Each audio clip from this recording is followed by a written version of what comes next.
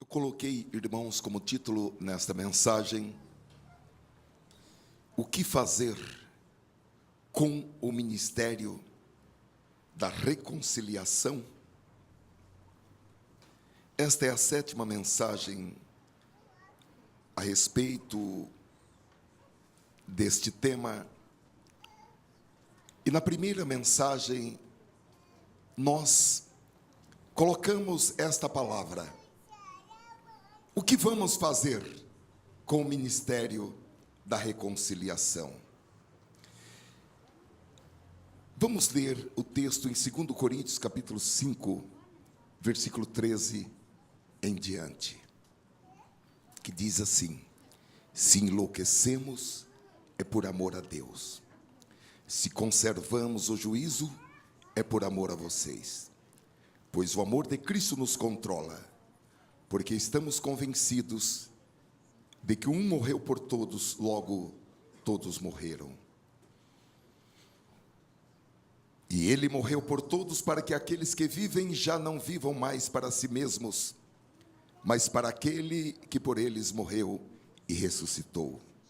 De modo que de agora em diante a ninguém mais consideramos do ponto de vista humano, ainda que antes tenhamos considerado a Cristo dessa forma, agora já não o consideramos assim.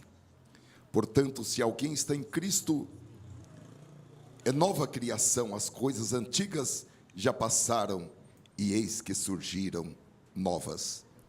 Tudo isso provém de Deus, que nos reconciliou consigo mesmo por meio de Cristo e nos deu o ministério da reconciliação, ou seja, que Deus em Cristo estava reconciliando consigo o mundo, não lançando em conta os pecados dos homens, e nos confiou a mensagem da reconciliação. Portanto, somos embaixadores de Cristo, como se Deus estivesse fazendo o seu apelo por nosso intermédio. Por amor a Cristo lhes suplicamos, reconcilie-se com Deus. Deus tornou pecado por nós aquele que não tinha pecado, para que nele nos tornássemos justiça de Deus. Senhor, abençoa-nos. Abre, Senhor, o nosso entendimento e unge, Senhor, os nossos lábios, os nossos corações para a transmissão desta palavra, e os nossos ouvidos e os nossos corações para a recepção desta palavra. Ó Senhor, para que ela, tanto na transmissão como na recepção, ela opere e realize o propósito para o qual o Senhor estabeleceu. Em nome do teu santo Filho Jesus, é a nossa oração. Amém. Irmãos, nós começamos esta série, a reconciliação com Deus, no primeiro domingo de setembro, dia 3 de setembro de 2017.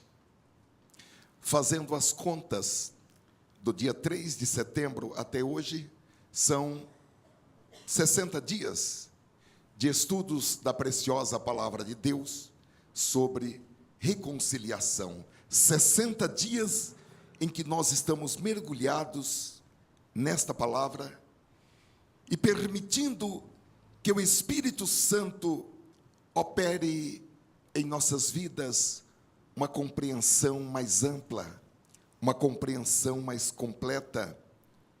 A esse respeito, como está escrito em Efésios capítulo 3, versículos 18 e 19, para que possamos compreender com todos os santos qual é a largura e o comprimento e a altura e a profundidade, e conhecer o amor de Cristo, que excede todo entendimento. Eu acredito, meus prezados irmãos, que nesses 2 meses, todos nós já temos meditado profundamente sobre o que significa sermos reconciliados com Deus por intermédio de Cristo. E nós temos, acredito firmemente, refletido sobre isso não somente aqui na igreja, mas principalmente nas nossas reflexões particulares.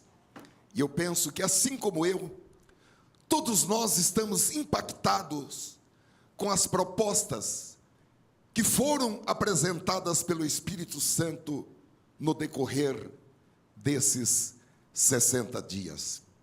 Eu fiquei pensando, irmãos, que essas propostas que foram apresentadas pelo Espírito Santo, elas representam aquilo que Paulo, em Romanos capítulo 12 e versículo 2, chamou de renovação da mente, quando ele disse: transformai-vos pela renovação da vossa mente.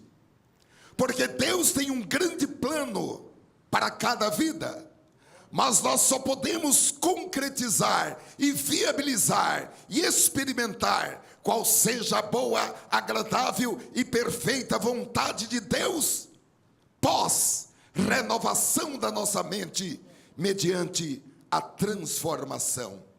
E eu gostaria de dizer para os irmãos que eu estou muito animado com toda essa possibilidade de transformação na minha vida e também nas vidas de todos os irmãos e irmãs, de todos aqueles que estão recebendo esta palavra, que estão processando esta palavra no espírito e na alma, porque, irmãos, todos nós estamos em um processo de crescimento espiritual, em um processo de santificação, em um processo de transformação para a renovação das nossas mentes, para que nós possamos ser pessoas mais produtivas.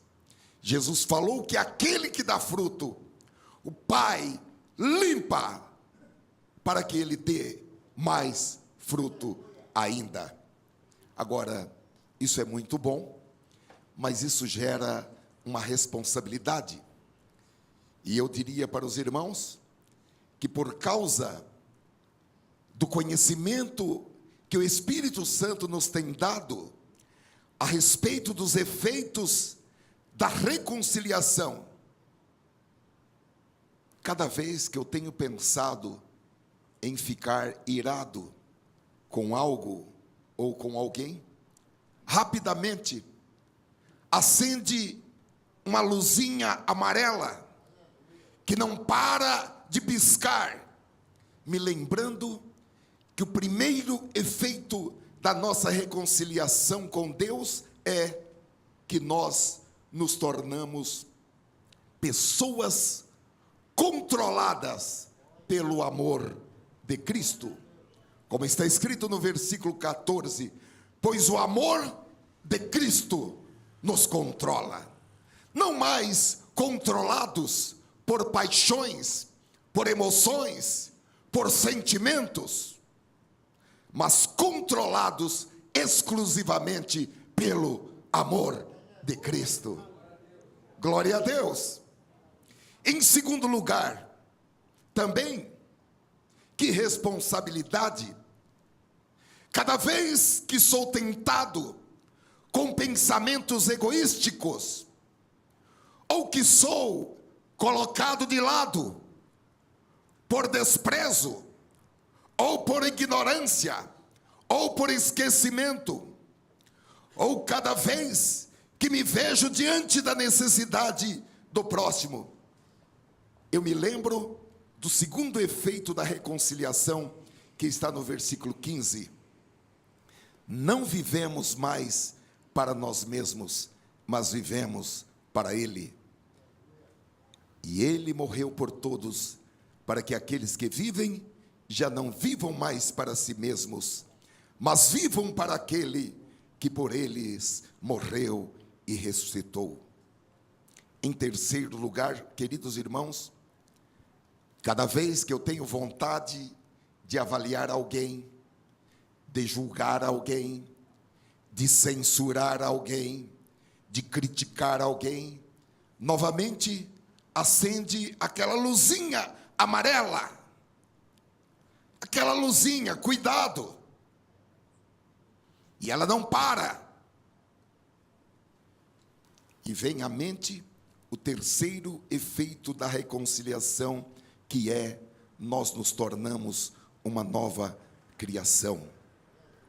E toda nova criatura, todo aquele que nasceu de novo em Cristo, o versículo 16 diz que esse nascer gera um comportamento psicológico nele, de modo que de agora em diante a ninguém mais consideramos ou avaliamos do ponto de vista humano. Porque agora nós olhamos para as pessoas com o mesmo olhar de Cristo. Não um olhar de condenação, não um olhar de julgamento, mas um olhar de perdão, um olhar de compaixão. Ainda que antes tenhamos considerado a Cristo desta forma, diz o apóstolo, agora já não o consideramos assim. Porque quando nós fomos reconciliados com Cristo, Ele ungiu os nossos olhos com o colírio divino e tudo mudou. Portanto, se alguém está em Cristo, é nova criação. As coisas antigas já passaram e eis que surgiram coisas novas. Em quarto e último lugar, nós sabemos que por efeito da nossa reconciliação com Deus, e após esta reconciliação, Deus nos deu duas coisas que se completam. Primeira, o ministério da reconciliação, e Ele nos deu também a mensagem, a palavra da reconciliação. Isso é uma coisa maravilhosa, irmãos, porque ao nos dar o ministério da reconciliação e confiar a nós a mensagem da reconciliação, Deus estava depositando em uma conta corrente pessoal. Você tem esse depósito em sua conta corrente pessoal, uma grande soma de dons, de talentos, de recursos sobrenaturais e de oportunidades para que nós possamos exercer uma espécie de representação do céu aqui na terra. Juridicamente falando, é como ser um procurador de Deus, a ponto de Paulo dizer que nós recebemos o status e a autoridade de embaixadores de Cristo. Eu tenho um amigo em São Paulo que, quando tem assim algum problema, ele fala com ele aí que ele é o representante de Deus. Fala com o representante de Deus. Ele nunca apresentou a procuração, mas ele é o representante de Deus. Na verdade, irmãos, nós somos representantes de Deus. E não é pensar acima daquilo que convém, você pensar de si mesmo como representante de Deus, tecnicamente embaixadores de Cristo. E é muito interessante, estudando esta mensagem, eu vi que nós não precisamos apresentar uma outra procuração escrita, porque nós mesmos somos a procuração, não uma procuração verbal, nós somos uma procuração escrita. Paulo escreve em 2 Coríntios capítulo 3, versículos 2 e 3, vós sois a nossa carta, escrita em nossos corações, conhecida e lida por todos os homens, porque já é manifesto que vós sois a carta de Cristo, ministrada por nós e escrita, não com tinta, mas com o Espírito do Deus vivo, não em tábuas de pedra, mas nas tábuas de carne do coração. Amém? Nós somos a carta de Cristo, escrita não com tinta, mas escrita com o Espírito do Deus vivo e escrita em nossos corações. Você é a carta de Cristo, lida e conhecida por todos os homens. Glória a Deus. Se a palavra de Deus está dizendo que é por todos os homens, realmente é por todos os homens. Não há ninguém que possa ignorar que você é a carta de Cristo, que você é um representante de Cristo, embaixador de Cristo. Amém? Fale para a pessoa que está perto de você: você é a carta de Cristo, irmã, irmão. Você é o representante de Cristo, o embaixador de Cristo aqui nesta terra. O versículo 20, irmãos, vamos voltar a ele. E eu gostaria de apresentar em duas traduções. A primeira é da Bíblia, a Mensagem, que diz assim: somos representantes de Cristo. Deus nos usa para persuadir homens e mulheres a deixar as diferenças de lado e ingressar na obra de Deus para reconciliar o ser humano com Ele. Estamos falando por Cristo agora mesmo. Tornem-se amigos de Deus, Ele já é amigo de vocês. Aleluia.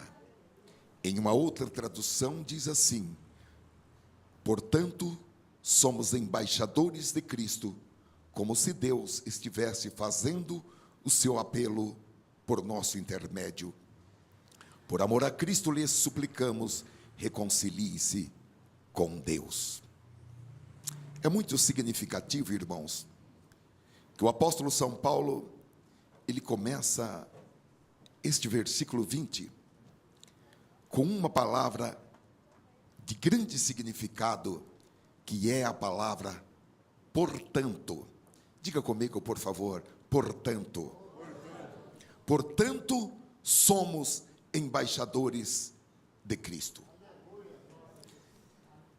Se nós formos analisar gramaticalmente essa palavra portanto, nós vamos entender que, gramaticalmente falando, portanto, é uma conjunção coordenativa conclusiva. Uma conjunção coordenativa conclusiva. Vamos abrir um parênteses aqui, irmãos, para dizer o seguinte: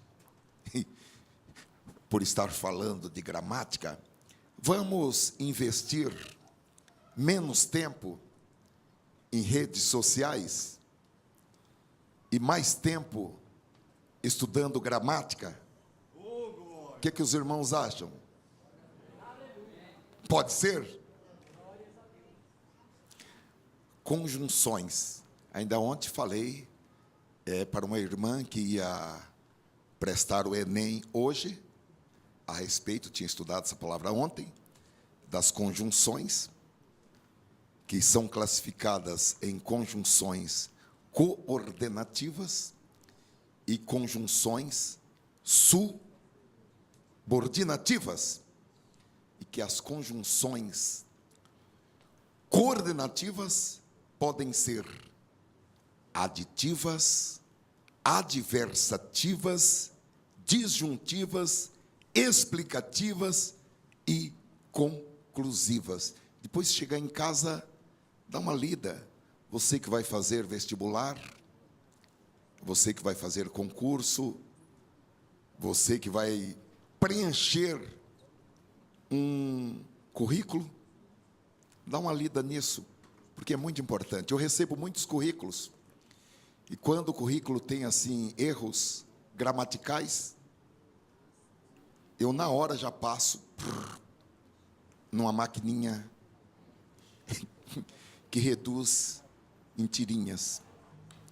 Quem entrega um currículo o currículo não pode ter erro gramatical. Amém, irmãos? Amém. Para fechar esse parênteses, diria para os irmãos o seguinte: da mesma forma que está escrito que a maldição sem causa não virá, igualmente o êxito, o sucesso não acontece por acaso. Amém?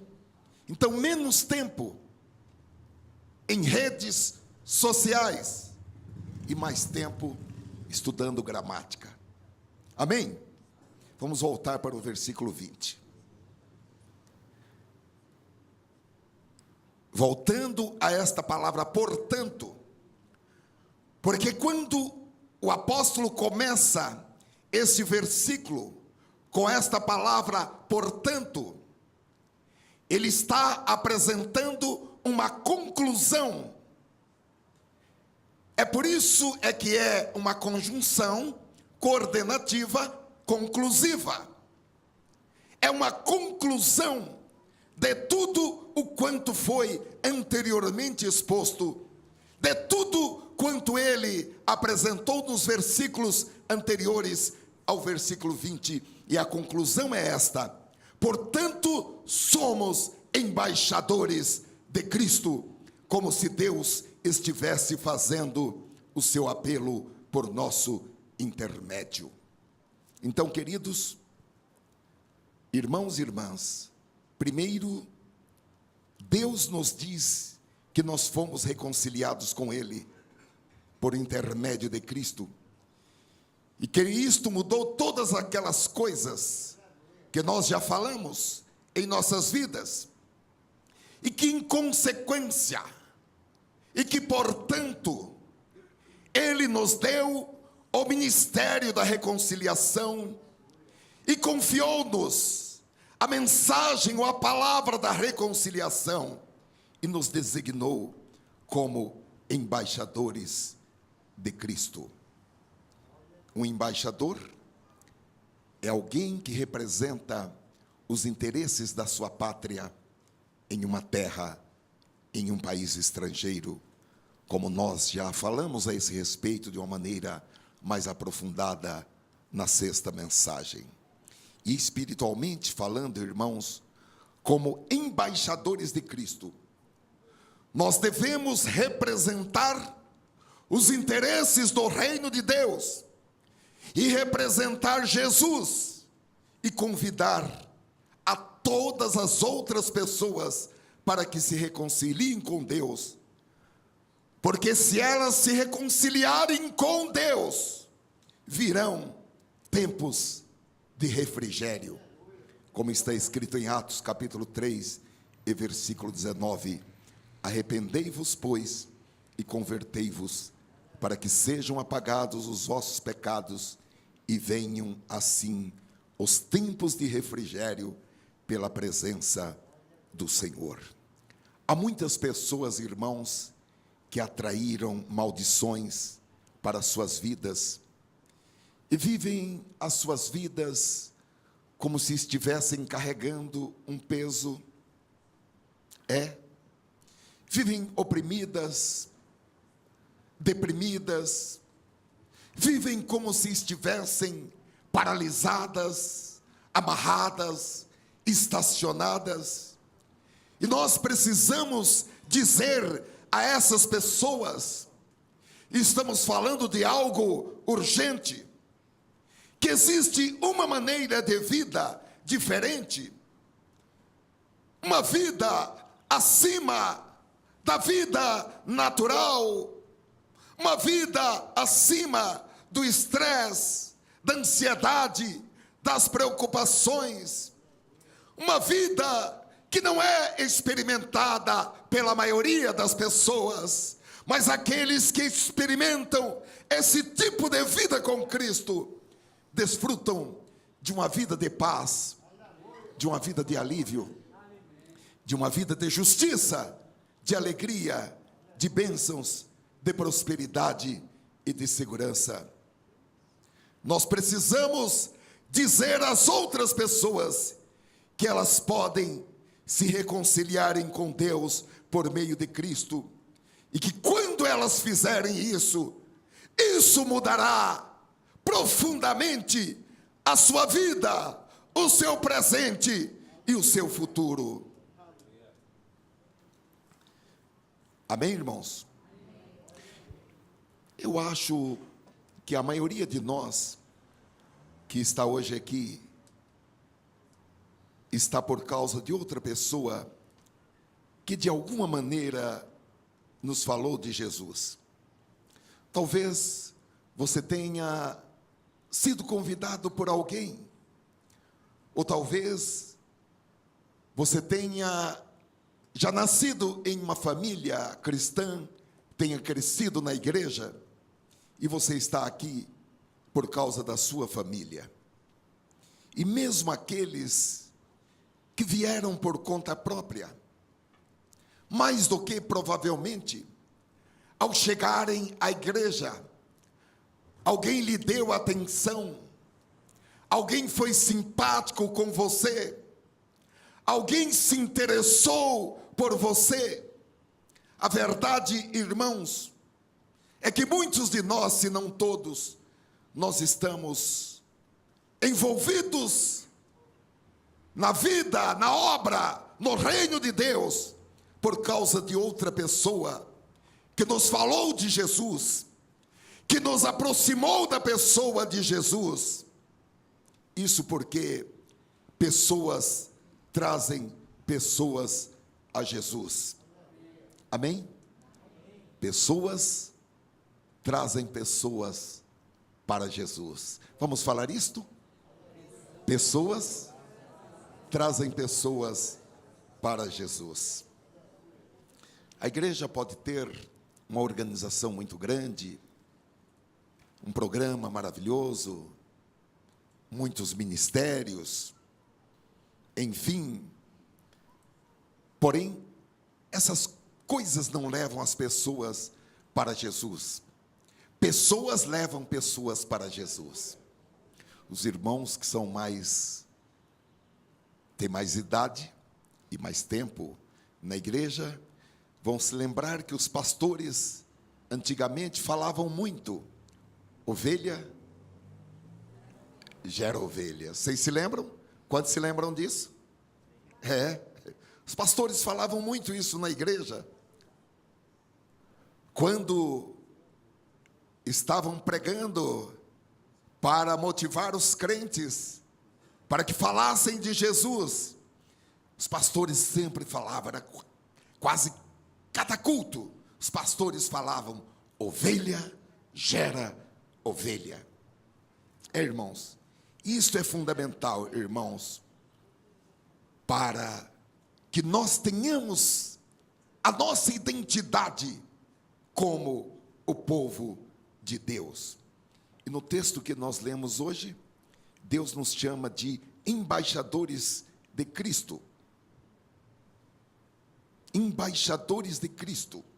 E como embaixadores de Cristo, nós devemos representar Jesus Cristo, representar o seu reino, representar os seus interesses, os seus objetivos, os objetivos que ele estabeleceu. E a escritura que nós lemos hoje diz que o interesse dele é pela expansão, é pela proclamação da mensagem da reconciliação. E para isso, ele nos deu o ministério da reconciliação. Como nós falamos, irmãos, em mensagens anteriores desta série, o ministério da reconciliação nos dá uma capacidade sobrenatural. O ministério da reconciliação nos dá autoridade, primeiro, para reconciliar pessoas com Deus. Segundo, para reconciliar pessoas consigo mesmas. E terceiro, para reconciliar pessoas com pessoas. Em outras palavras, irmãos, da mesma forma que Jesus fez com você e comigo, nós precisamos fazer também reconectando pessoas que estão longe de Deus, reconectando essas pessoas com Deus por meio de Jesus Cristo. Porque o convite de Deus é um convite plenário. O convite de Deus é um convite para todos, é um convite exclusivo. E Deus espera de mim e de você que nós, ao ter esses convites em mãos, que nós entreguemos os convites.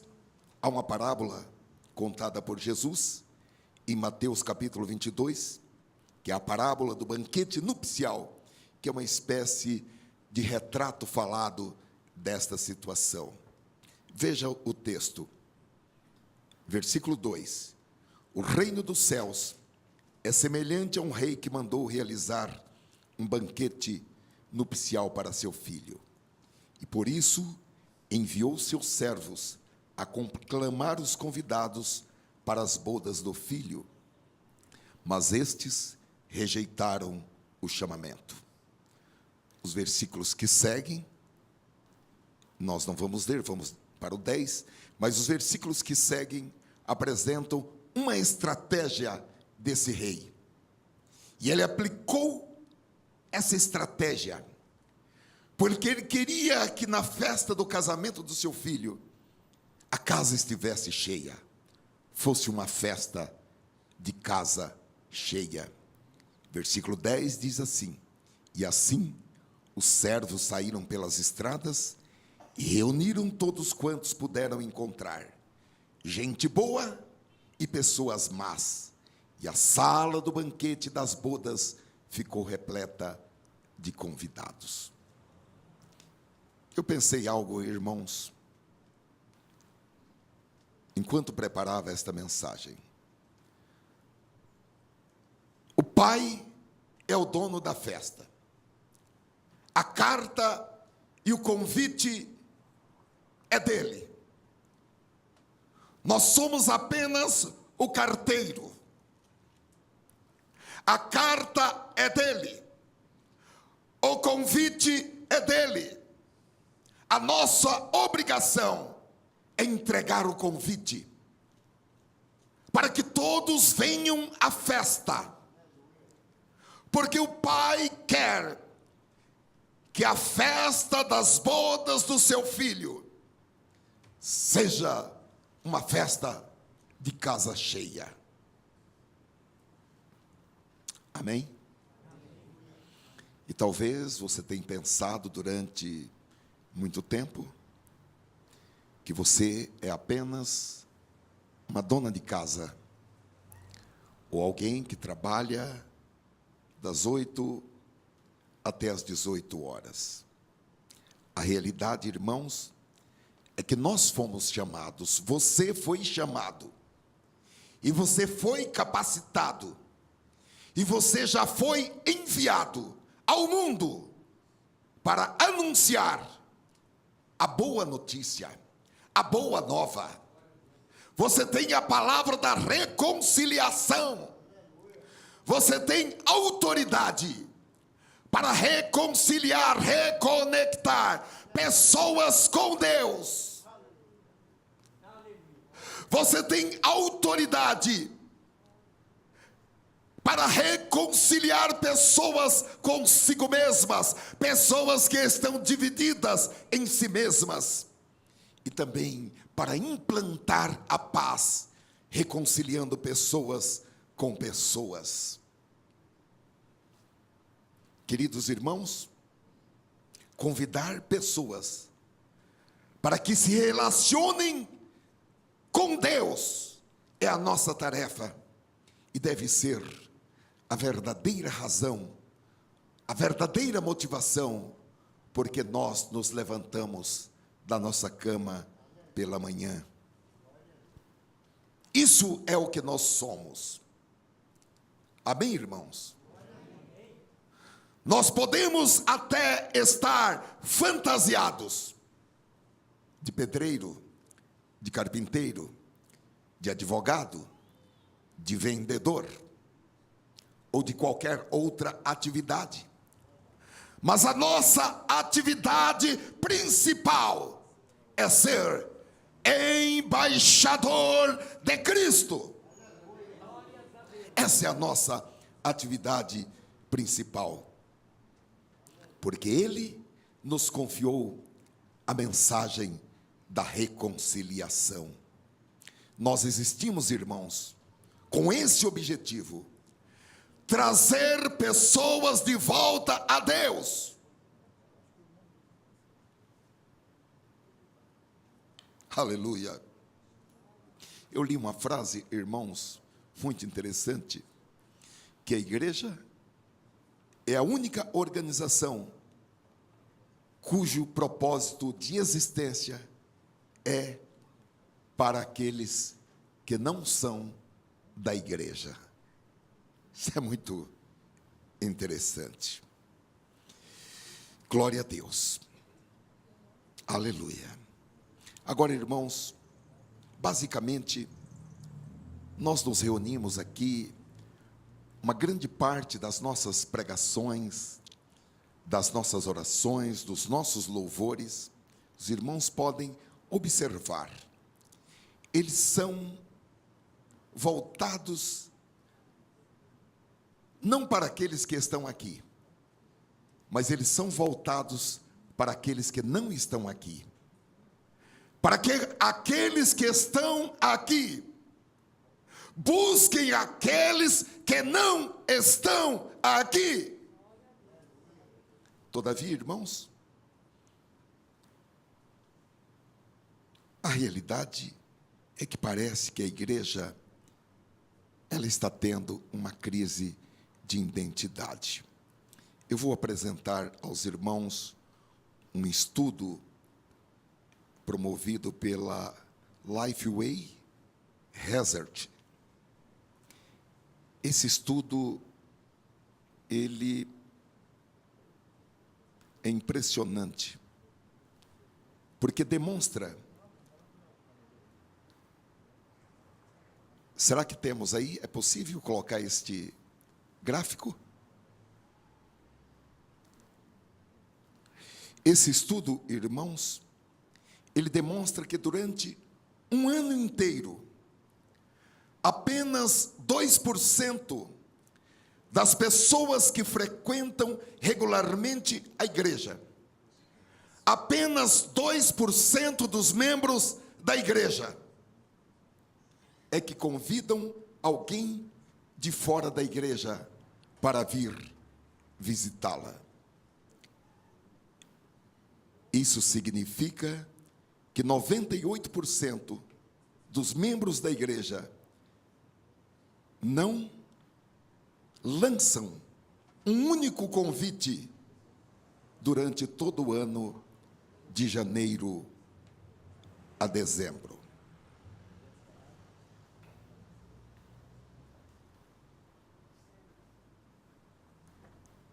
Vai ser possível colocar este gráfico positivo ou negativo?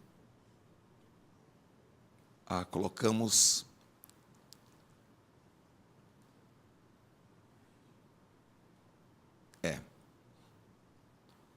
Quero que os irmãos observem isso.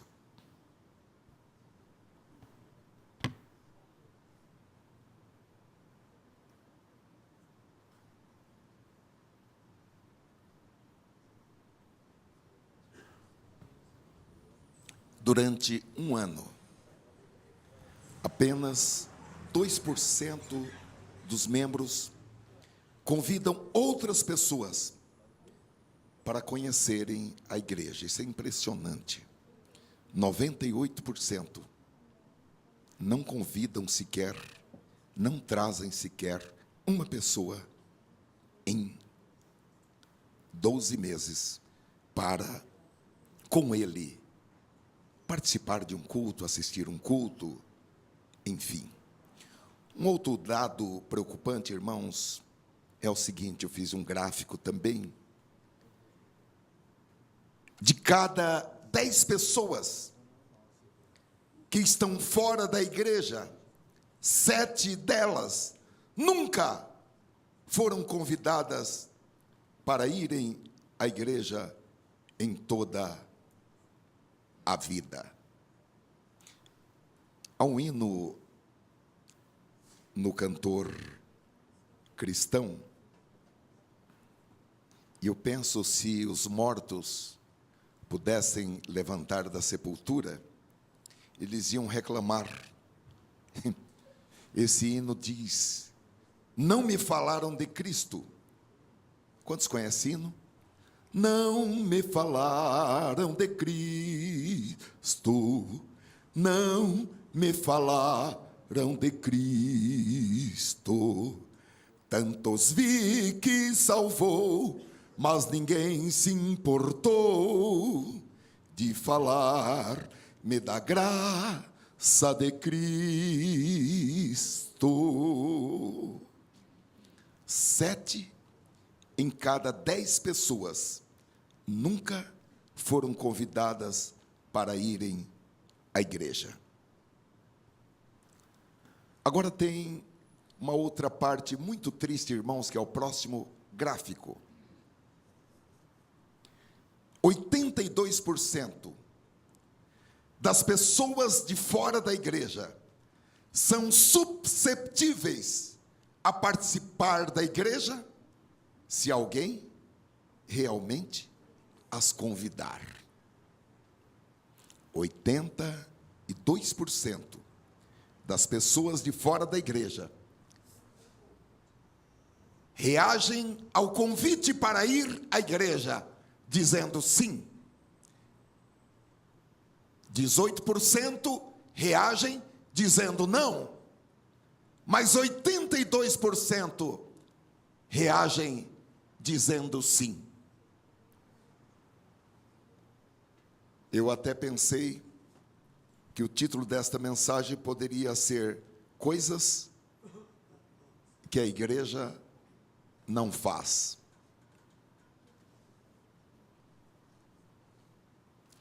Vamos ser transparentes, irmãos. Se uma cidade edificada sobre o monte não estiver brilhando tão brilhantemente como deveria, é porque nós estamos escondendo a nossa luz debaixo de uma tigela, de uma vasilha, que pode ser um balde, uma tigela. Eu gostaria de passar o restante do tempo desta mensagem olhando para um personagem chamado André, que foi um dos 12 discípulos de Jesus. André era um embaixador de Cristo. É interessante, irmãos, que André aparece poucas vezes nos evangelhos. Nós não temos o evangelho de Jesus segundo André. Nós não temos as cartas de André. E é interessante que nem mesmo Pedro, que era irmão de André, faz menção dele em suas cartas. Todavia, cada vez que nós encontramos o nome de André, o nome dele é mencionado, porque nós vamos encontrá-lo pessoalmente, trazendo pessoas, trazendo alguém para Jesus. É impressionante isso. A primeira vez, irmãos, é em João capítulo 1, versículo 40, André encontra Jesus, e ele vai imediatamente se comunica com seu irmão Simão, que mais tarde seria chamado Pedro, e ele leva Simão a Jesus.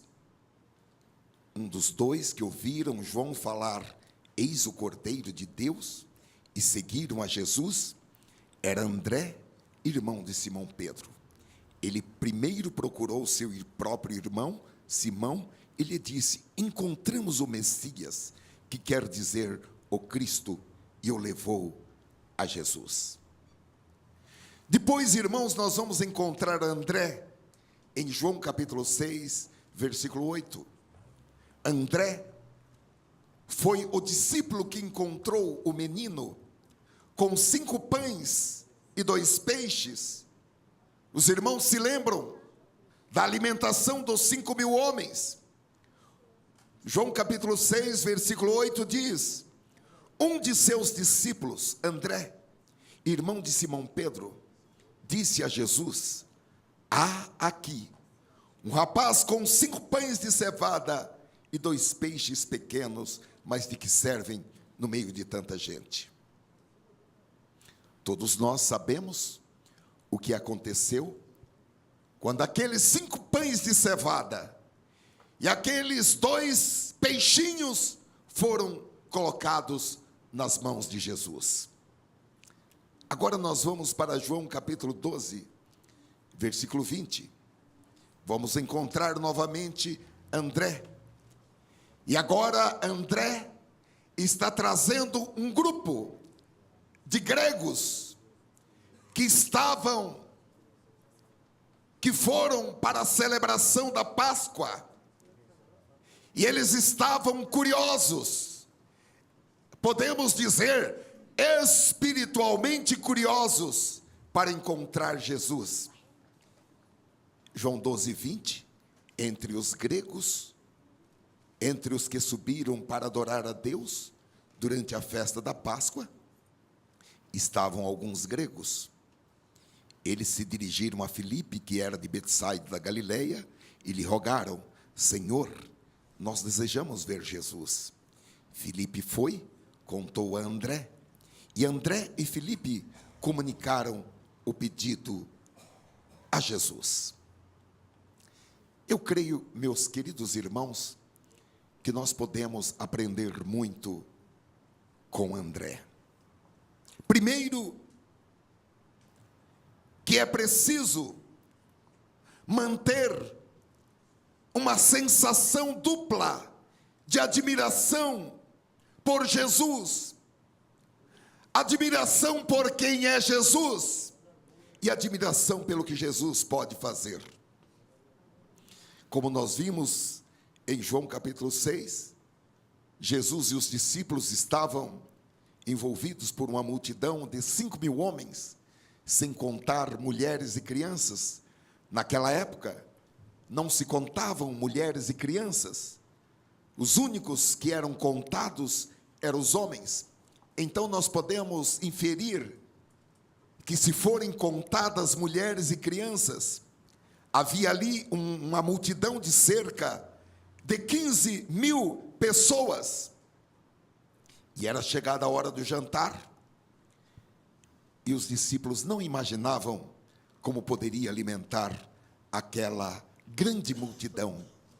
E a sugestão que foi feita a Jesus é que a melhor coisa seria enviar aquelas pessoas pelo caminho de volta, para que elas encontrassem algum alimento por conta própria. Podemos entender que todos pensaram assim, mas não André. André encontrou esse menino que tinha esses poucos pães de cevada, 5, e 2 peixinhos, e ele o trouxe a Jesus. E eu fiquei pensando o que os outros poderiam ter imaginado. Será que pensaram que ele não estava batendo bem, ou que ele era, digamos, um idiota? Pensando que com aqueles poucos pães e 2 peixinhos poderia alimentar a fome, saciar aquela gente que desde a manhã estava sem comer. E eu fiquei pensando, irmãos, que é melhor ser considerado uma pessoa fora da curva, é melhor ser considerado um idiota. Se você tem uma atitude de alguém que tem a fé de Deus, de alguém que sabe o que Ele, Jesus, pode fazer com pouco, com aquilo que é inexpressivo, você tem que estar preparado para ser criticado, até mesmo no meio da sua própria família, ao exercer a sua fé. Eu penso, irmãos, que isso, conhecendo quem era Jesus, porque ele já era um discípulo de João Batista, e sabendo o que Jesus podia fazer, isso criou uma grande paixão pela pessoa maravilhosa de Jesus. E eu creio que por aquilo que nós estamos apaixonados, nós gostamos de falar. A distância entre o coração e a boca é uma distância muito curta. E o próprio Jesus, em Lucas 6:45, ele disse que quando o coração transborda, a boca fala daquilo que está no coração. Você só pode dizer que está apaixonado por algo, ou que alguém está realmente apaixonado por algo, quando a pessoa fala sobre aquilo. Eu poderia lhe perguntar: quanto com T, quanto você fala sobre Jesus fora da igreja? Jesus faz parte das suas conversas, do seu vocabulário.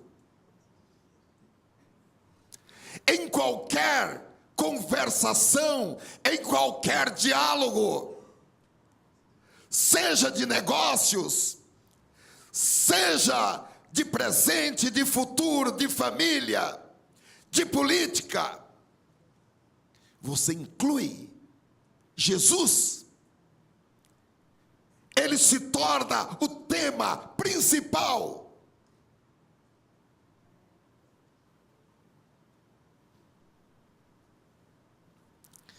Ou será, irmãos, que nós tratamos com desinteresse?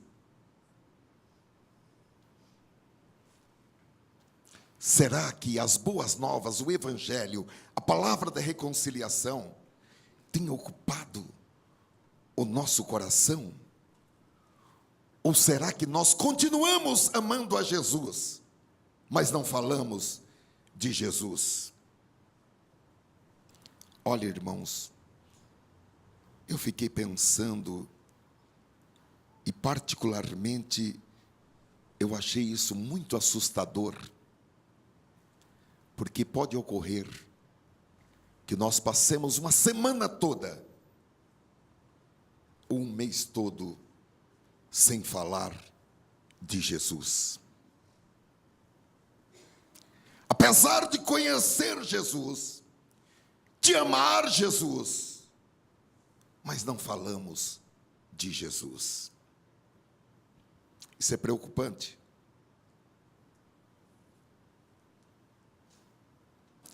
Até porque a psicologia ensina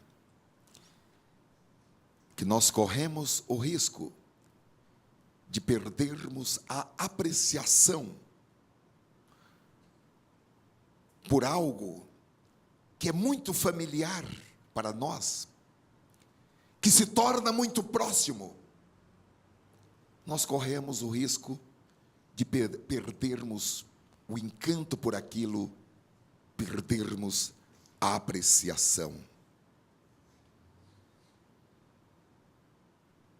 Nós temos, irmãos, que voltar para nós mesmos e falar: Senhor, eu preciso saber, por que não estou falando de Cristo?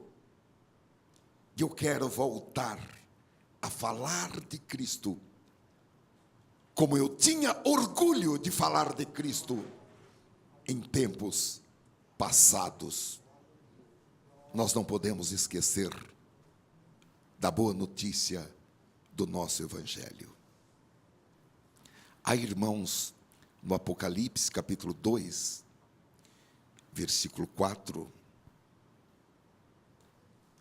uma carta que Jesus escreveu ao anjo e à igreja de Éfeso. E aqueles crentes, eles perderam um sentimento, esse sentimento de admiração por Jesus. E o Senhor Jesus, ao escrever ao pastor daquela igreja, e à própria igreja, ele disse: entretanto, tenho contra ti o fato de que abandonaste o teu primeiro amor.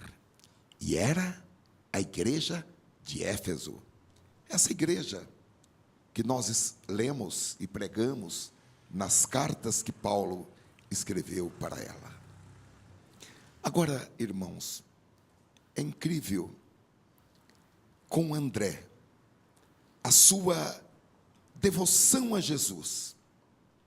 E eu creio, irmãos, que isso teve muito a ver com a forma como Jesus o chamou para ser um dos seus discípulos. Marcos capítulo 1, versículo 14 a 18, diz: e depois que João foi entregue à prisão, veio Jesus para a Galileia, pregando o evangelho do reino de Deus e dizendo: o tempo está cumprindo e o reino de Deus está próximo. Arrependei-vos e crede no evangelho. E andando junto ao mar da Galileia, viu Simão e André, seu irmão, que lançavam a rede ao mar, pois eram pescadores. E Jesus lhe disse: vinde após mim, e eu farei que sejais pescadores de homens. E deixando logo as suas redes, o seguiram. Queridos, eu sempre achei assim, na minha avaliação, um pouco estranho, que André e Simão tenham sido tão rápidos em deixar tudo, deixar as suas redes, deixar o barco, deixar tudo e seguir a Jesus, apenas porque Jesus disse: vinde após mim. Foi essa a frase: vinde após mim e eu farei de vós pescadores de homens. E eles, deixando tudo, o seguiram.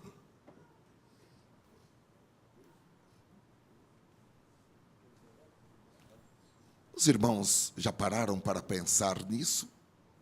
Uma frase: e eles deixam tudo para seguirem a Jesus. Parte disso, irmãos, tem a ver com o primeiro encontro que eles tiveram com Jesus. E os irmãos poderão ler isso em João, no capítulo 1. E também tem muito a ver com a cultura em que eles viveram. De acordo com os historiadores, no 1º século, estamos falando da era cristã, em Israel, todo menino, todo adolescente, todo jovem, ele queria ser um rabino. Os rabinos eram como hoje as estrelas da música ou os atletas do futebol e de outros esportes. E nessa época as crianças cresciam não querendo ser um atleta famoso, eles cresciam querendo ser um rabino. E todo menino judeu, aos 6 anos de idade, começava o treinamento rabínico. Segundo os historiadores, havia 3 estágios de escolaridade. Em cada um desses estágios, o candidato era avaliado. E se em algum momento fosse constatado que ele não tinha jeito para se tornar um rabino, o treinamento terminava e ele era enviado de volta para casa para aprender a profissão ou se dedicar aos negócios, comércio, enfim, da família. Se ele tivesse êxito, ele então escolheria um rabino mestre e ele passaria os próximos anos da sua vida seguindo aquele rabino, aprendendo com ele, morando com ele. E, irmãos, observamos que quando Jesus chama André para segui-lo, André está pescando. André já havia passado por aquele estágio e agora ele estava no comércio da família, o que significava que ele não tinha, fora constatado que ele não tinha o que precisava para ser um rabino. Então, dá para a gente começar a entender que quando Jesus fez esse convite, André foi rápido para deixar as suas redes e seguir a Jesus. Afinal, Jesus já tinha se tornado famoso pelas suas palavras, pela sua presença, pelo seu olhar, pela sua apresentação. Eu fiquei pensando, irmãos, que André entendeu que Jesus viu nele o que os outros não tinham visto nele. E André, ele viu que esse novo rabino o escolhera e o chamara. Imediatamente ele deixou tudo e o seguiu. Há algo para que nós aprendamos aqui, irmãos. Nós não podemos esquecer que o Senhor Jesus nos resgatou da nossa vã maneira de viver. Não fomos nós. Talvez a avaliação de outras pessoas era uma avaliação negativa. Talvez nós mesmos, no nosso interior, tínhamos complexos de inferioridade, mas Jesus olhou para você, olhou para mim e disse: vinde a mim, e eu farei de você um pescador, uma pescadora de homens. E Ele nos deu o ministério da reconciliação e nos deu a palavra da reconciliação. Pode ser que você não seja uma pessoa bem avaliada em alguns ambientes, mas o Senhor olhou para você e te convidou, e te nomeou, e te deu dons, habilidades, recursos espirituais e oportunidades. E tudo isso é seu, tudo isso está no seu patrimônio. E está faltando apenas que você dê os passos necessários e tenha uma ação como alguém que é um embaixador de Cristo. Glória a Deus. Aleluia.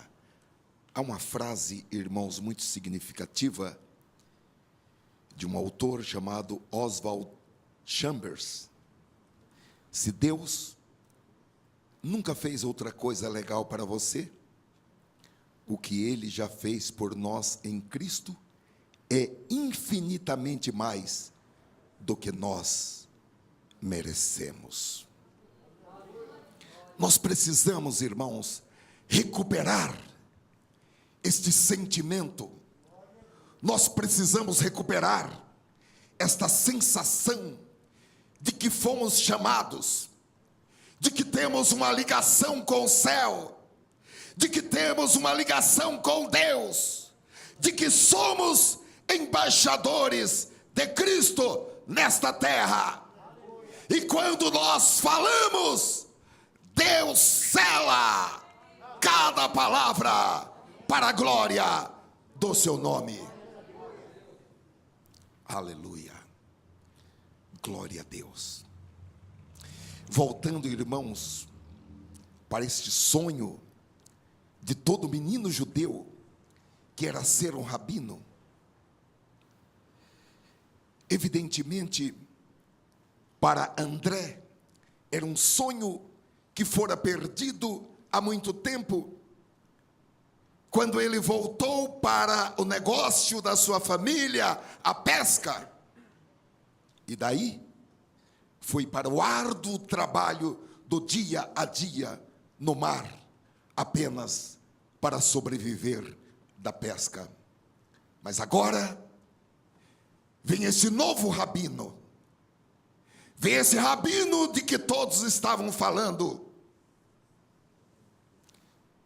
porque ele falava coisas que as pessoas nunca tinham ouvido, e ele pessoalmente chama André para ser um dos seus discípulos. Podemos falar que Jesus restaurou, Jesus trouxe para a realidade os desejos mais profundos do coração de André. E eu acho que nós podemos levantar uma questão, e vamos encerrar com essa questão: quais são os anseios e os sonhos mais profundos da sua vida? Porque a história de André é a sua história.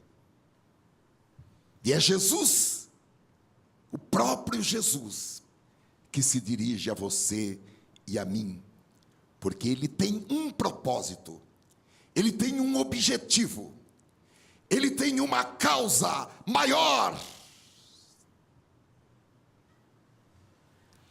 Glória a Deus. E eu fiquei, irmãos, pensando em algumas perguntas. Uma delas é: quem eu seria se Jesus não tivesse me chamado para segui-lo?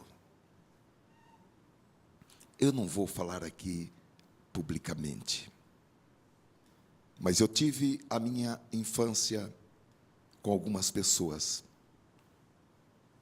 e eu penso que eu seria tal qual uma delas, se Jesus não tivesse me chamado pessoalmente.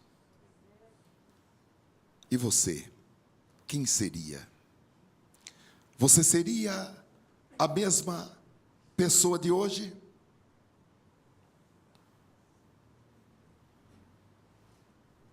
A realidade, irmãos, é que Jesus nos salvou não apenas para nos resgatar.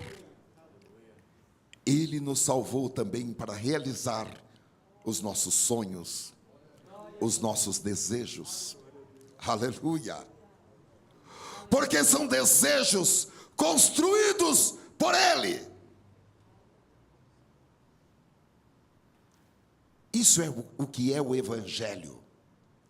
O Evangelho é a boa notícia. O Evangelho é a boa nova. O Evangelho é reconciliação com Deus. O Evangelho é reconexão. E esta é a mensagem, é a notícia que eu não posso enterrar, que você não pode enterrar, mas nós temos que compartilhar essa notícia com outras pessoas. O texto bíblico diz que André imediatamente chamou o seu irmão Simão. Ele raciocinou: a experiência é boa demais para ficar só comigo. Então a primeira coisa que ele fez, e a Bíblia usa essa palavra imediatamente, ele foi em busca do seu irmão e disse: achei o Cristo. Glória a Deus. Aleluia. Queridos irmãos, até onde estamos dispostos a ir, estamos dispostos a fazer. Eu creio que todos nós pensamos em pessoas que precisam estar religadas com Deus. Eu creio que todos nós sabemos de alguém que precisa estar aqui. Se você agora fechar os seus olhos e falar: deixa eu pensar em alguém que precisa estar aqui nesta noite, e não vir ninguém na sua mente, é exatamente aí que você precisa começar. Porque você precisa saber quem são as pessoas que precisam estar aqui. Porque estão vivendo sem Deus, sem paz e sem salvação. E encontrar essas pessoas e trazê-las para Jesus é a minha tarefa e é a sua tarefa. Nós somos embaixadores de Cristo. Ele nos deu o ministério da reconciliação e nos confiou a mensagem da reconciliação. E como as pessoas vão ouvir as boas novas do Evangelho se nós não falarmos para ela? Como ouvirão se não há quem pregue? Como ouvirão se nós não compartilharmos a mensagem da reconciliação? Glória a Deus. Eu creio, irmãos, que Deus tem nos trazido aqui para esta igreja, e nós precisamos dar graças a Deus pelo passado desta igreja, pelos 75 anos do círculo de oração. Porém, há um futuro. Existem coisas que Deus quer fazer por intermédio desta igreja. E você e eu, nós somos a igreja local. Glória a Deus. Glória a Deus. Eu gostaria, irmãos, não vamos fazer isto hoje, mas nós vamos lançar uma campanha. Não é uma ideia original. É uma campanha que nós vamos chamá-la de Eu Amo Minha Igreja. E nós vamos estender 150 mil convites impressos, que nós vamos entregar para pessoas. E nós vamos estender 1,5 milhão de convites através das redes sociais, e-mail, Instagram, Twitter, Facebook, para que os nossos amigos, nossos colegas de escola, de trabalho, de fila de ônibus, ou de qualquer outro lugar, possam vir adorar conosco nesta casa e também participar dos nossos cultos online. Em 2003, irmãos, nós lançamos um desafio para, durante o ano de 2003, produzir 1 milhão de comunicações da palavra de Deus. Na época, eu pensei, puxa vida, por aqui que eu fui falar nisso, 1 milhão?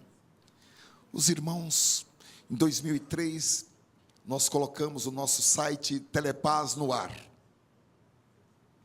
E Deus abriu uma porta, irmãos, que nós enviamos 10 milhões. O João acompanhou. Nós ficávamos olhando no nosso site. Em uma semana, nós tivemos 37 mil inscrições no nosso site.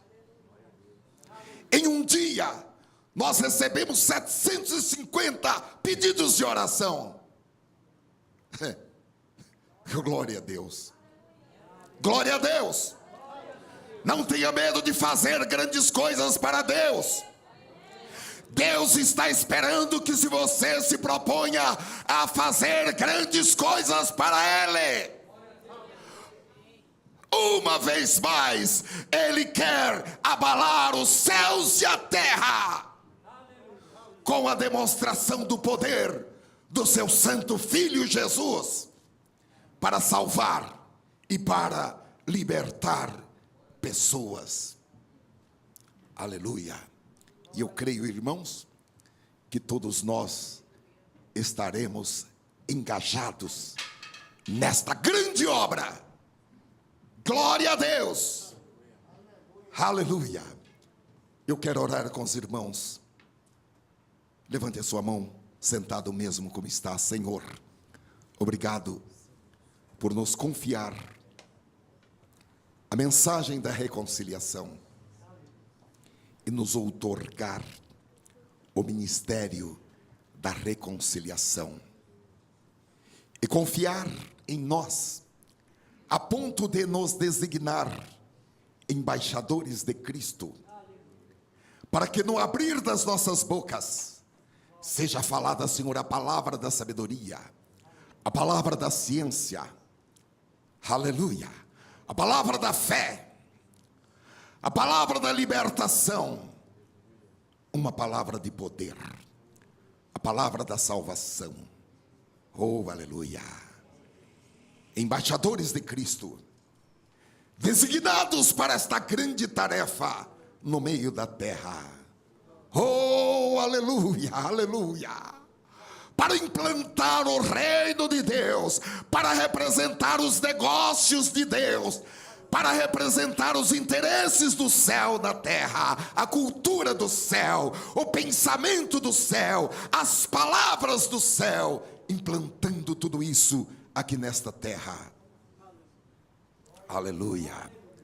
Realmente reconhecemos a realidade das palavras de Jesus, de que nós estamos no mundo, mas não somos do mundo. Reconhecemos, Senhor, a magnitude desta tarefa, como representantes de Cristo nesta terra, sendo, Senhor, a carta escrita, não com tinta, mas escrita pelo poder do Espírito Santo, o Espírito do Deus vivo, escrita em nossos corações, e lida e conhecida por todos os homens. Ó Senhor, que cada um de nós não sinta menos do que o outro. A plenitude, Senhor, desta realidade em nossas vidas. Para aqueles que precisam de saúde, para o exercício dessa tarefa, quero te pedir, Senhor, da saúde. Para aqueles, Senhor, que precisam de recursos espirituais, eu quero te pedir, Senhor, outorga dons espirituais, Outorga, Senhor, sabedoria divina. Outorga, Senhor, talentos para aqueles que precisam de recursos financeiros. Abre, Senhor, as oportunidades financeiras. Abre, Senhor, oportunidades nunca pensadas. Oh, aleluia. Começa, Senhor, a multiplicar o pouco, a multiplicar o que não existe. Oh, aleluia. Aleluia. Oh, aleluia.